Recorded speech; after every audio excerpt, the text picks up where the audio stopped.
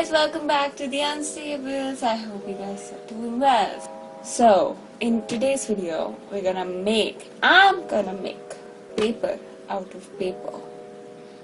What is that, you may ask? Well, last night I was scrolling through Instagram and I came across this video of a girl who was recycling waste papers to make new papers. So I thought to recycle my old notes and make new papers out of it. You guys gotta join me with this journey and I'm gonna show you the step-by-step methodology to make handmade papers out of rough papers. So I have a lot of notes that, okay, if you fell down, I made during the exams. Well, there are different colors. As you can see, there is yellow and white sheets. So I'm gonna segregate them and take the yellow out, segregate yellow and whites differently, and also have these printed ones. So for today's experiment, we're gonna use white A4 size sheets. So the first step of this DIY is to cut these paper into small, tiny pieces. So the smaller it is, it's more easier for further steps. So make sure it's pretty small. So that's what we're gonna do. Oh yeah, finally I've cut this paper into small pieces. As you can see, you know, could I cut smaller than this? Yeah. Would I? No, because I don't have the patience. So next step is to soak these papers into water for at least 2 or 2.5 hours. So I'm gonna do that. 3 hours later. So it's been more than 2 hours. It's been 3 hours. Anyways, but it's not gonna affect the concoction, I feel. Okay, so now my papers have soaked in water completely. So now it's time to blend them. So I'll show you once it's done. Okay, I'll come back. So the paste is done. You can see it looks something like this. So I've prepped everything. Everything is set, and now it's time for us to actually make the paper. I'm sorry if you can hear the TV noise. It's because I'm doing this in a living room. Because that's the most space I have. I need a little bit of space, so I'll show you what and all I have.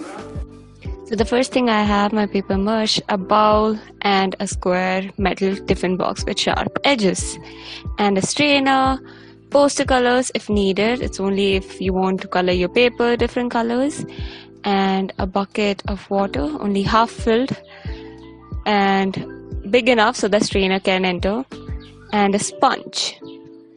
Also dried up leaves and dried up flowers if needed. These are optional. So first step is to take a handful of mushed up paper. Make sure you take a handful of it. Mix it in the water completely. Mix it well. Then put the strainer, submerge it fully and take it out and wait until the water strains out. And wait for the water to strain out fully.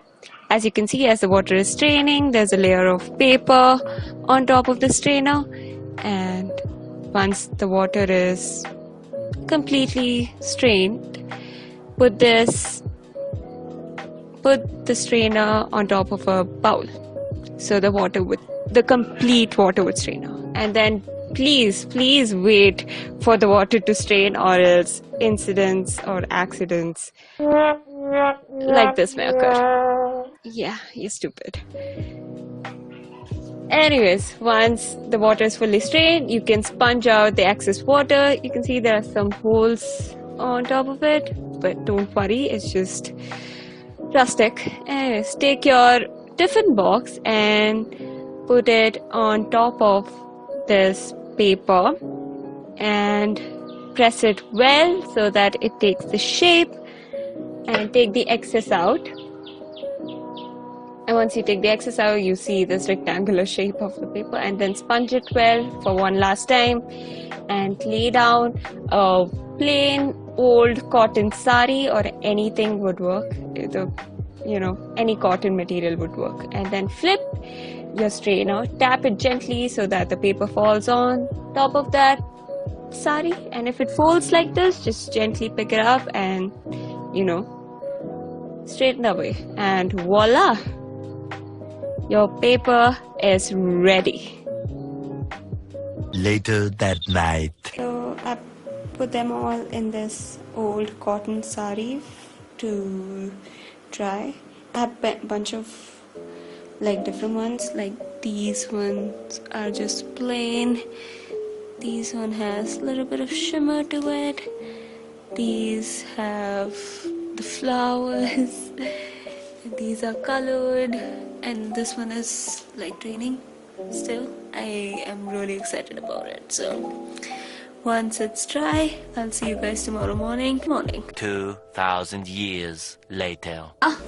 It's 2 days later.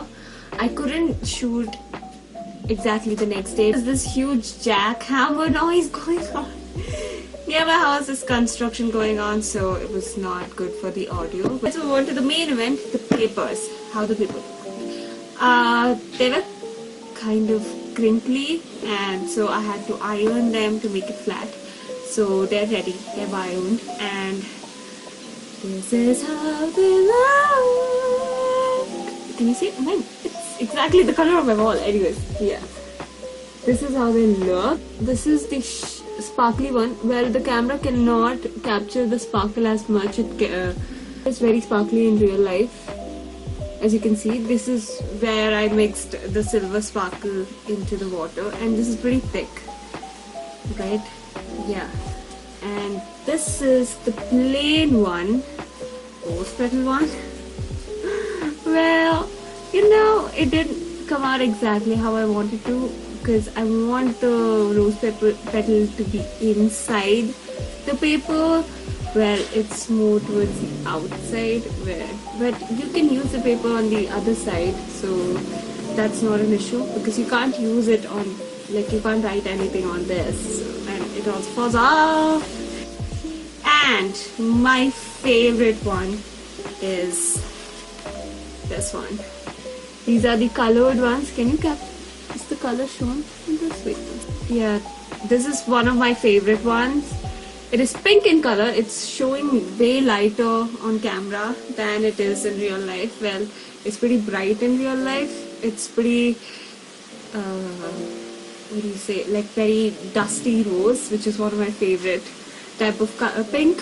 So yeah, and there's like red specks on it. I used poster colors, so it didn't fully dissolve in the water, and so there were small specks on the paper. At first I was kind of bummed because it didn't fully dissolve, but when it dried it looked pretty cool, so I'm pretty happy with it.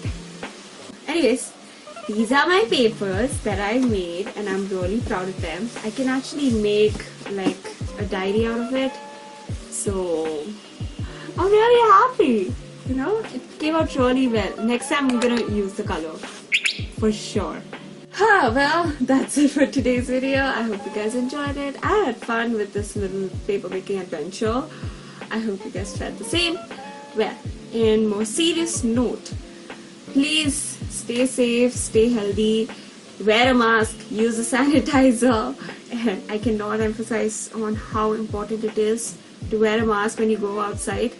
Don't wear the mask near your neck or on your chin or just in your pocket. Put it on your face. It's a face mask above your nose and cover your face, please. It's really important, not just for you but people around you.